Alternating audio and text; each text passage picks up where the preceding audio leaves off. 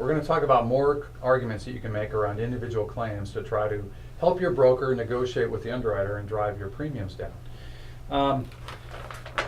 The next possibilities are, first, primary treating physician. This is a technical term, and since 2004, the law has held that the primary treating physician's opinion is the opinion that will drive the cost of the claim. In the past, there was a dueling doctor syndrome where the claimant would get their own doctor, the employer would get their doctor, and then there would be an argument around whose opinion was going to hold. But since 2004, with some exceptions, the primary treating physician's opinion will hold.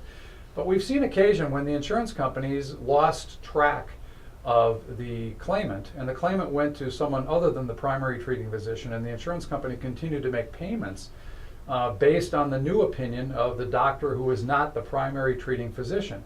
So for example, and of course that's typically why claimants will go, usually at the direction of an attorney, they will go to another physician, is to increase the value of their claim. So a number of areas where this could happen. There could be, of course, a different opinion on the nature of the injury. There could be an opinion from someone other than the primary treating physician that the injury was more extensive than originally diagnosed by the primary treating physician.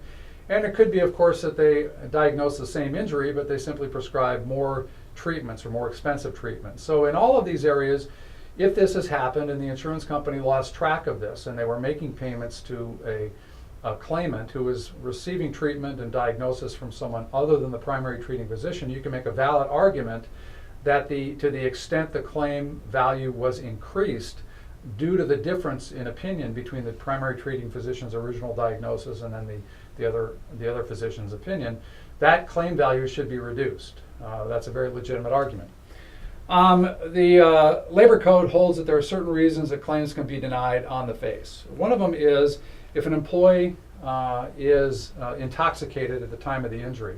However, we have to make clear that the intoxication has to be the cause of the injury. If an employee, for example, is intoxicated and a box just happens to fall on them and injures them, and it's not necessarily tied to the intoxication, that claim will still be paid. But if the intoxication is determined to be the primary cause of the injury, that claim should be denied. Similar with an altercation, if two employees get into a fight, it is held that the initial aggressor, the employee that started the fight, if that employee is injured, that claim should not be paid. Another area similar to altercations is horseplay. When employees are messing around, they're wrestling, they're outside of their work duties, and they're messing around and someone gets injured, that claim should not be paid if the injured employee is one of the parties involved in the horseplay. If they're an innocent party, of course, then that claim will be paid to the innocent party because they had nothing to do with the horseplay. The other exception is if the employer is deemed to have condoned the horseplay. If a supervisor is watching employees who are fooling around or wrestling and doesn't stop it, then the claim might be paid despite the fact that the employees were involved in horseplay at the time of the injury. And the last issue we'll talk about is a refusal for treatment. And again, this is a failure on the part of the insurance company to properly manage the claim.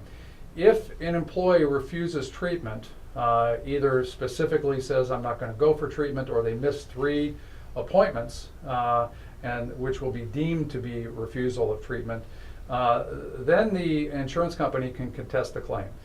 Sometimes this happens and the claims people at the insurance company aren't paying close enough attention and they continue to make payments on the claim despite the refusal for treatment.